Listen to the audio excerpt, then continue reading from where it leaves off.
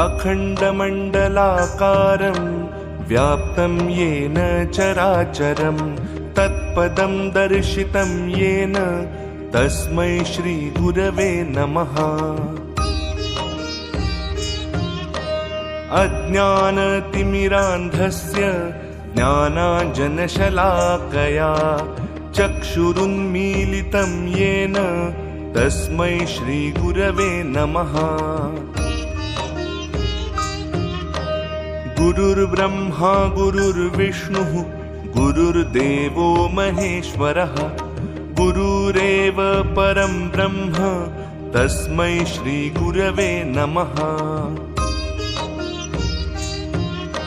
स्थावरं जङ्गमं व्याप्तं यत्किञ्चित् सचराचरं तत्पदं दर्शितं येन तस्मै श्रीगुरवे नमः। चिन्मयं व्यापि यत्सर्वं त्रैलोक्यं सचराचरं तत्पदं दर्शितं येन तस्मै श्रीगुरवे नमः।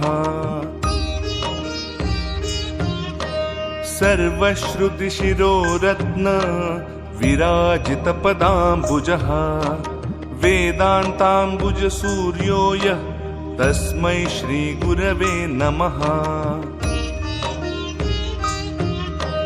चैतन्यः शाश्वतः शान्तः व्योमातीतो निरञ्जनः बिन्दुनादकलातीतः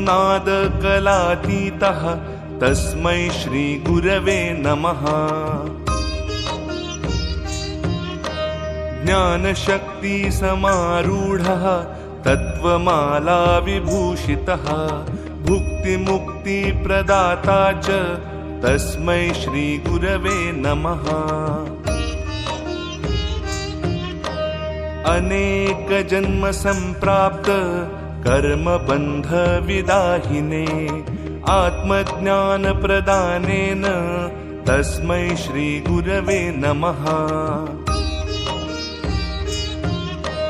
शोषणं भवसिन्धोश्च ज्ञापनं सारसम्पदः गुरोः पादोदकं सम्यक् तस्मै श्रीगुरवे नमः।